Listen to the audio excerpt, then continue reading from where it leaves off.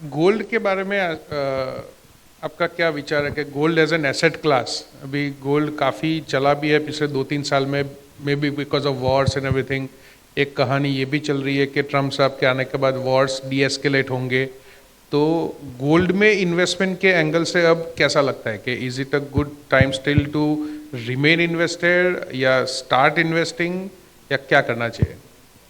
प्रणव भाई, आपने बीच में बोला था ना de dollarisation. Yes. Now dollar, the prospect of substituting dollar with anything, the best example is gold. Gold now पहले गोल्ड इसलिए चलता था, it was supposed to be inflationary hedge, लेकिन अब यूएस का इन्फ्लेशन नीचे आते नहीं दिखता और इंडिया का इन्फ्लेशन ऊपर जाते नहीं दिखता।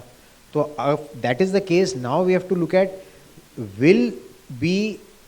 is there something else that can remain a store of true value, because बाकी सब is all paper currency. Correct. All financial assets, which is a result of the entire shall I say, the financialization that started by US pumping their debt till the time they run out of trees. So अगर debt US का 36 trillion पहुंच गया है, now if he has to cut that down, where will that incremental liquidity go and fit?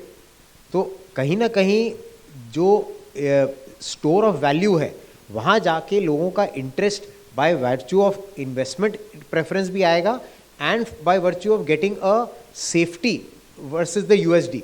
So I think gold makes a strong case, and or other precious metals make a strong case in any way. So if somebody is today sitting at zero allocation, at least 10 to 15% तो उसको रहना ही चाहिए.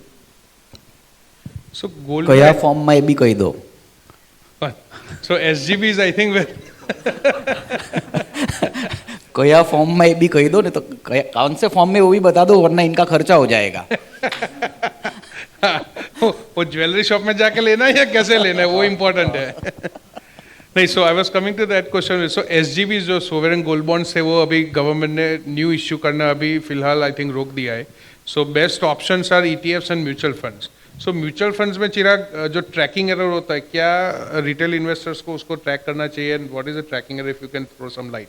सो basically जो gold ETFs होते हैं उसका underlying gold होता है और वो एक्सचेंज पे ट्रेड होते हैं. So whenever you want to sell, आपको आप તમારે જ્યારે વેચવું હોય તમે વેચી શકો, તમે જ્યારે ખરીદવું હોય તમારે ત્યાંથી ખરીદી શકો. તો આમાં છે ને તે ગોલ્ડના ભાવ સાથે થોડું ટ્રેકિંગ એરર હોય, એટલે એની સાથે એક્ઝેક્ટ મેચ ના થાય because of liquidity. Bid ask spread કહેવાય કે, અને જેમ લિક્વિડિટી ઓછી હોય તેમ ટ્રેકિંગ એરર વધે. એટલે ઘણીવાર ગોલ્ડના રિટર્ન સાથે એક્ઝેક્ટ કોરિલેટ નહીં થાય, થોડો ડિફરન્સ રહે એને ટ્રેકિંગ એરર કે. જેમ ફંડની સાઇઝ વધારે અને જેમ એ લિક્વિડ તેમ ટ્રેકિંગ એરર ઓછી હોય, જેમ ફંડનો એક્સપેન્સ ઓછો તેમ પણ ટ્રેકિંગ એરર ઓછી હોય. સો એ બધી વસ્તુઓ જોવી ખૂબ જ જરૂરી છે, કેમ કે ઘણીવાર લિક્વિડિટી ના હોય તો ટ્રેકિંગ એરર વધી જાય અને બજાર પડે અને તમારે ગોલ્ડ વેચીને ઇક્વિટી ખરીદવી હોય તો એ તમારા ભાવે વેચાય નહીં. So that all thing has to be taken care. Depends. 1%થી લઈને 0.5% જેટલો પણ વર્ષે હોય, ઘણીવાર 0.2% પણ હોય. હા, સિલ્વરમાં વધારે હોય છે, ગોલ્ડમાં ઓછું હોય છે, બટ બહુ સિગ્નિફિકન્ટ નથી હોતો, but that is an important factor to look at. દાગીના જેટલો ટ્રેકિંગ એરર નહીં આવે, કારણ કે મેકિંગ ચાર્જીસ નથી. એ વધારે ડિફરન્સ આવે છે. એમાં બહુ મેકિંગ ચાર્જમાં બહુ ટ્રેકિંગ એરર આવે, એટલે એટલીસ્ટ ત્યાં ના જવા દેશો પૈસા, એટલે એમાં તો નહીં જતા એમ.